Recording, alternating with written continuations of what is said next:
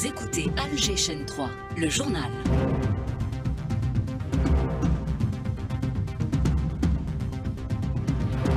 Dans l'actualité, la France officielle revient à la charge. L'un de ses ministres s'en prend encore à l'Algérie, cette même France qui fait fi du droit international. La visite d'un ministre français au Sahara occidental suscite l'indignation. Elle traduit le mépris de la légalité internationale de la part d'un membre permanent du Conseil de sécurité. Un projet stratégique et structurant pour l'Afrique, le gazoduc transsaharien, il ouvrira de nouvelles perspectives, notamment pour l'Algérie qui mise par ailleurs sur le marché asiatique. Le dessalement d'eau de mer, une option adoptée par l'Algérie. On s'attend à la mise en service avant la fin du mois de plusieurs stations qui alimenteront également les régions intérieures. Approvisionnement du marché en prévision du mois de Ramadan, les opérateurs se mobilisent alors que des produits de large consommation sont stockés pour garantir la disponibilité. Football, suite de la 17e journée du championnat de Ligue 1 avec 3 matchs au programme. L'USM Alger a rejoint provisoirement le CRB à la 2e place. Madame, Monsieur, bonjour. Le ministre français de l'Intérieur persiste et signe. Il s'attaque une nouvelle fois à l'Algérie, remettant en cause le respect du droit. Celui qui prétend donner des leçons est pourtant très mal placé puisque son propre pays viole le droit international dans plusieurs dossiers. La réaction de Nasser Khabat, secrétaire général du mouvement dynamique des Algériens en France, il est contacté par Hanen Seissi. La déclaration de Bruno Retailleau, une fois de plus, est non seulement irresponsable, mais elle reflète d'une approche simpliste et agressive des relations internationales. Plutôt que d'adopter une posture belliqueuse et populiste, le ministre de l'Intérieur devrait privilégier le dialogue et le respect mutuel. Pour rappel, l'histoire nous démontre que les rapports de force ne mènent qu'à l'impasse. Ceux qui prônent une stratégie de violence et de détérioration des relations, ce sont les responsables de tensions inutiles. La France et l'Algérie, je pense, méritent beaucoup mieux que des déclarations électoralistes et des menaces stériles. France officielle qui fait fi du droit international dans le dossier sahraoui, elle récidive en dépêchant un ministre du gouvernement dans les territoires sahraouis occupés pour réaffirmer la position de Paris concernant la prétendue marocanité de ce territoire. Une énième provocation, souligne Oubi Bouchraya, représentant du Front Polisario à Genève, joint par Rabea Slimani. Un développement dangereux mais aussi provocateur vis-à-vis de l'ONU qui a une mission sur place, la MINURSO, avec une mission précise qui est l'organisation d'un référendum d'autodétermination dans un territoire qui est jusqu'aujourd'hui considéré comme un territoire non autonome. C'est un développement provocateur aussi vis-à-vis de la Cour de justice de l'Union européenne et la France est un membre de l'Union européenne. La Cour venait le 4 octobre dernier de se prononcer encore une fois pour annuler les accords économiques signés entre l'Union européenne et le Maroc sur la base du fait que le Sahara occidental et le Maroc sont des territoires distincts et même aussi la position française, mais aussi la visite est un acte de provocation vis-à-vis de la dernière décision du Conseil de l'État de la France qui a confirmé récemment l'inexistence de toute souveraineté du Maroc sur le Sahara occidental. La France avait déjà montré peu d'intérêt concernant l'application de la décision de la Cour pénale internationale sur le massacre à Gaza. Elle tourne le dos une nouvelle fois aux résolutions onusiennes et européennes. Gianfranco Fattorini, président du groupe de soutien à Genève pour la protection des droits des Sahraouis. Le droit international est clair. Le Sahara occidental est toujours sur la liste des territoires non autonomes en attente de décolonisation, donc ce qui passe par la consultation du peuple de ce territoire. Maintenant qu'un ministre d'État français mais d'origine marocaine, comme on a vu par le passé aussi des hauts fonctionnaires des Nations Unies, des Nations Unies marocaines, aillent dans ce territoire occupé illégalement pour prôner les thèses marocaines, c'est regrettable par rapport aux Nations Unies, c'est regrettable par rapport à un pays comme la France, membre permanent du Conseil de sécurité qui devrait assurer la légalité internationale. Et l'Algérie avait réagi à cet énième dépassement. La visite d'un membre du gouvernement français au Sahara occidental est d'une gravité particulière et traduit un mépris et un signe de la légalité internationale de la part d'un membre permanent du Conseil de sécurité, indique un communiqué du ministère des Affaires étrangères. Cette démarche est condamnable à plus d'un titre et aide à la consolidation du fait accompli marocain au Sahara occidental, territoire où un processus de décolonisation reste inachevée. L'armée nationale populaire a mené de nombreuses opérations la semaine écoulée. Des armes et des munitions ont été récupérées. Par ailleurs, 9 individus soutenant des groupes terroristes ont été arrêtés. Et en matière de lutte contre le trafic de drogue, 34 narcotrafiquants ont été arrêtés. Et aussi une tentative d'introduction de plus de 7 quintaux de kif traité a été déjouée près de la frontière marocaine. Un projet titanesque et stratégique, la réalisation du méga-projet du gazoduc saharien nécessite des financements lourds. Justement, un accord a été signé récemment entre les parties concernées par ce projet, à savoir l'Algérie, le Niger et le Nigeria. Le point avec Rachid Zardani, conseiller du président directeur général de Sonatrach. Il était l'invité du jour avec Nariman Mendil.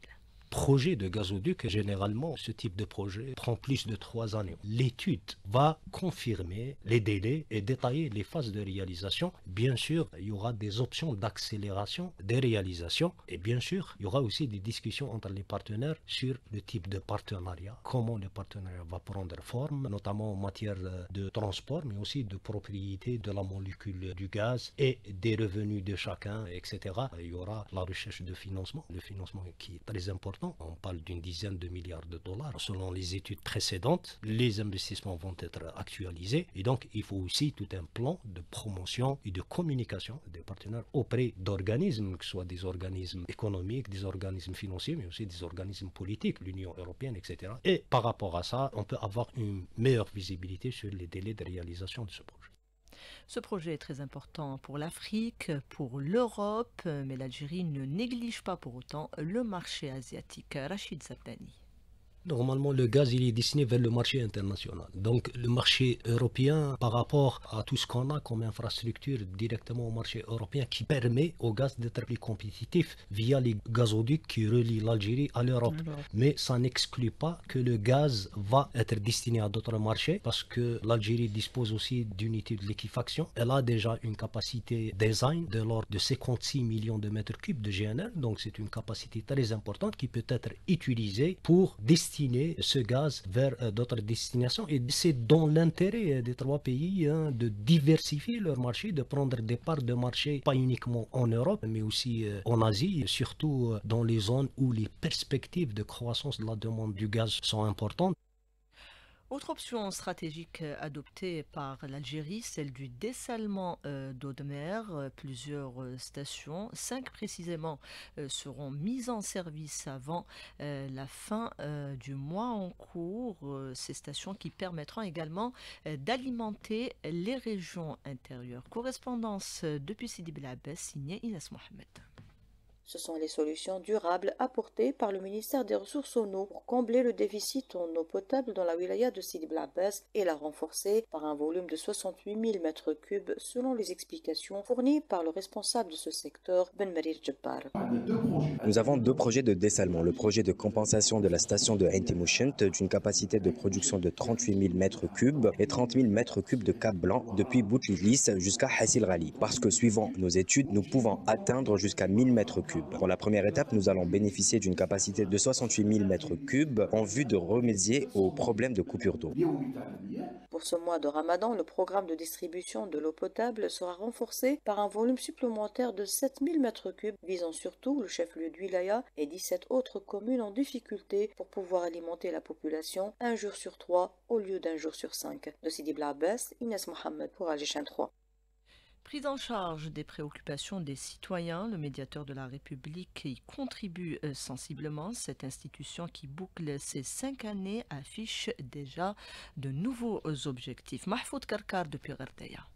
Depuis sa création, la délégation du médiateur de la République à Ghardaïa reçoit les citoyens et écoute leurs soucis administratifs. Haj Salah Blidi, délégué du médiateur de la République à Ghardaïa. En 2022, on a reçu 2521 citoyens qui ont déposé leurs requêtes. En 2023, 1851. En 2024, 1520. Ces 3 années, on constate qu'il y a une diminution. Mais c'est bien, parce que ça diminue, ça veut dire que le service public, il est en amélioration. Une plateforme numérique numérique pour le suivi quotidien des doléances. Cette plateforme qu'on appelle Tensiq, quotidiennement, nous, au niveau des délégations, on voit chaque administration qu'est-ce qu'elle a comme doléance. D'ailleurs, le nombre de doléances qui ont été rédigées dans ces registres, plus de 1370 doléances. Et la majorité sur la réception. Est-ce qu'ils étaient bien reçus, bien écoutés? Est-ce qu'il y a une écoute active ou non? Des efforts pour améliorer le cadre de vie du citoyen. Perspective des prochaines années, qu'il y ait un service public meilleur. Même dans la bâtisse, la propreté, le citoyen, il faut qu'il se sente à l'aise. Il ne faut pas qu'il se sente lésé. Même la manière de le recevoir, la période de traiter son problème. Et aussi, ce qui est très important, de numériser tout ce travail. On essaie d'arriver à zéro papier. Et que le citoyen, peut-être de chez lui, sans se déplacer, arrivera à résoudre ses problèmes ou d'obtenir ce qu'il a envie d'obtenir de son administration algérienne. Des rencontres et portes ouvertes à Gherdaya sur l'instance du médiateur de la République pour célébrer la 5e année de sa création. Point de vue, achèvement et bilan. De Gherdaya, Mahfoud Kerkar pour Alger Chaîne 3.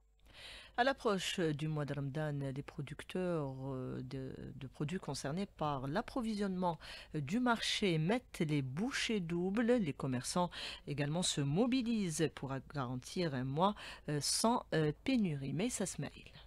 Veiller au bon déroulement de ce mois sacré en approvisionnant le marché à des prix respectant le pouvoir d'achat des ménages est un objectif fixé par les autorités pour garantir un ramadan paisible et sans pénurie. Pour ce faire, les opérateurs augmenteront la cadence de production des produits de large consommation. Reda Hchlef, PDG du groupe Sopi. Les produits que nous fabriquons essentiellement de semoule, je pense que les pouvoirs publics ont pris la bonne décision de maintenir les 20% d'augmentation de quotas pour cette année. La production sera optimale. Nous faisons des révisions de nos équipements à l'aube du Ramadan. Chouaib Sachoua, directeur agro-livestock du groupe Hodnale. Pendant ce mois, on va augmenter la quantité dans les environs de 20%. Pour le mois de Ramadan, on va atteindre 125 000 litres par jour. Mais s'il y a une demande supplémentaire, on a les moyens de production et de distribution nécessaires. Les commerçants, quant à eux, sont appelés à la solidarité. Nadera Ikouline, secrétaire nationale chargée de la communication de l'UGCA. La préparation commence au sein de notre organisme et puis on ira faire de porte à porte. On touche les grands marchés, les grands commerçants, petits commerçants. 3 mois avant le Ramadan, on commence à préparer. On essaie de faire le maximum pour que le produit soit disponible et à un prix raisonnable qui sera à la portée de tout le monde. Il y a le côté solidarité. On a déjà un partenariat avec le Croissant Rouge. Et nous organisons les marchés Mawa'id Ramadan. C'est les commerçants qui contribuent. À travers le territoire national, les 565 marchés de proximité auxquels participent 6400 producteurs, importateurs et commerçants, assurant une offre variée à des prix compétitifs. Et des produits de large consommation sont stockés pour assurer un approvisionnement régulier du marché durant Ramadan. Le point Oum El Bouagui avec Nasser Benissam. La direction des services agricoles de la wilaya d'Oum El Bouagui a, selon l'inspection phytosanitaire de la wilaya, enregistré le stockage de 7 944 quintaux de pommes de terre d'arrière-saison, de 600 quintaux d'ail sec et de 50 autres hors Sirpalak, et de 3 636 quintaux d'oignons. L'on procède actuellement à une opération de déstockage qui a touché 45 quintaux d'oignons et l'opération est en cours. Au niveau de la direction du commerce de la wilaya, il est question de stock de sécurité. Il concerne la semoule, l'huile de table et le sucre. Plus de détails avec M. Rachid Merzougui, chef du service observation du marché au niveau de la direction du commerce de la wilaya. La direction du commerce de Oum El Bouagui a pris une série de mesures pour réguler et assurer un bon fonctionnement du marché et mettre fin à toute forme de spéculation. À ce titre, nous avons procédé ces jours-ci au stockage de 6600 quintaux de semoule supérieure marque Louisa, 480 tonnes de l'huile végétale de la marque Linor et 1000 tonnes de sucre blanc. Aussi, nous disposons de 103 points de vente de détail de viande rouge importée, de 4 points de vente en gros et en plus un abattoir régional à Ain Bila. D'Oum El Bouagui, Nasser Benissam pour Alger Chaîne 3.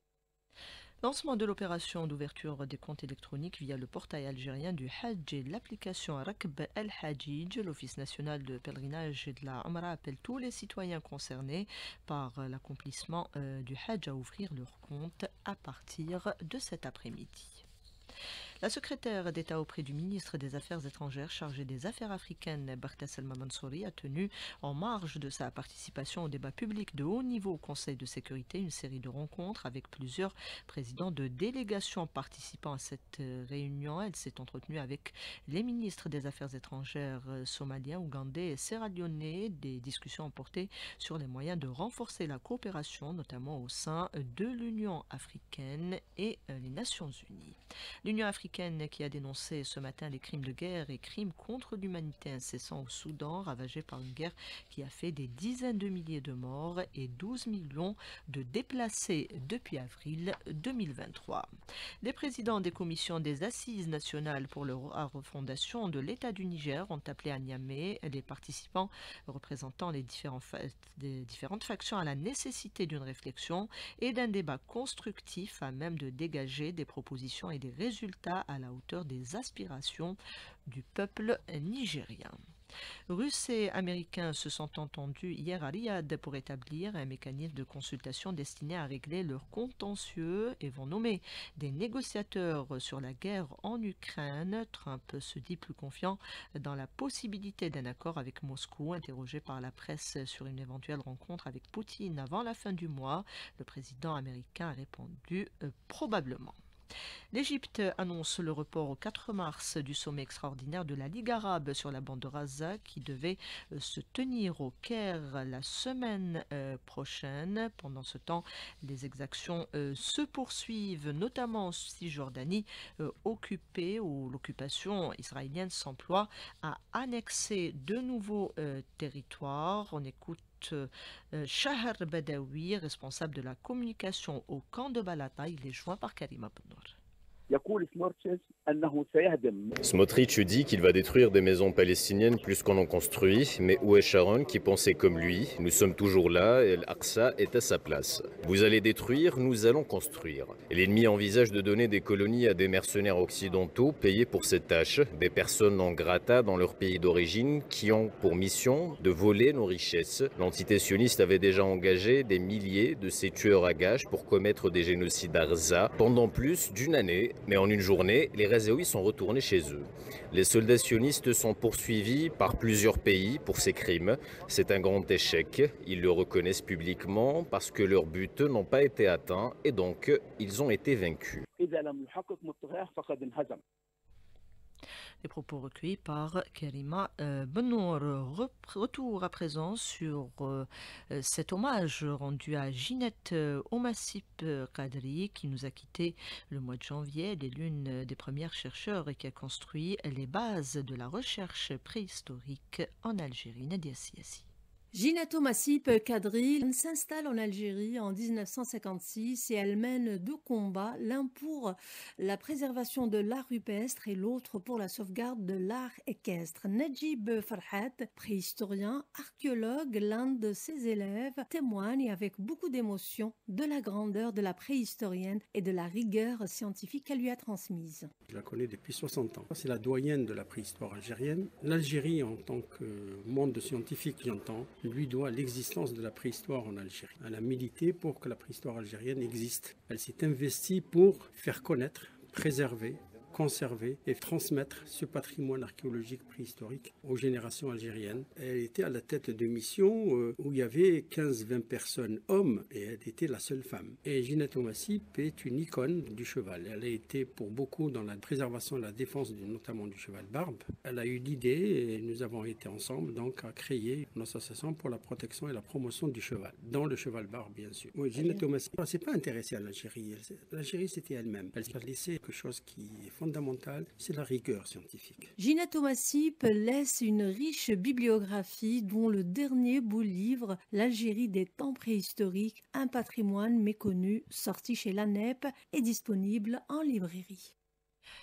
Sa disparition, celle du Moudjahid Amraoui Mohamed, décédé ce mercredi, le ministre des Moudjahidines a présenté ses condoléances à la famille du défunt, saluant son parcours de lutte et de sacrifice. Du football au programme cet après-midi avec 3 matchs en championnat de Ligue 1, la suite de la 17e journée avec Olympique Arbouj et Kabylie, MC Oran, ES Mostaganem dans le derby de l'Ouest. Et puis l'US Biskra accueillera le Mouloudia d'Al-Bayad. Des matchs à suivre sur nos ondes. Et pour rappel, hier, l'USM Alger a rejoint provisoirement le Serbe El Ouezded à la 2e place au classement en battant à domicile le Nejm Magara sur le score de 2-0. Voilà qui termine cette édition du 12-13 réalisée par Selma Fegir et Redouane Siessi. Il y avait Adlan à la console technique, Houssine à la régie d'antenne et Ikram au streaming. On retrouve tout de suite Karima Benour pour le bulletin météo et cette nouvelle alerte qui concerne le sud du pays cette fois-ci.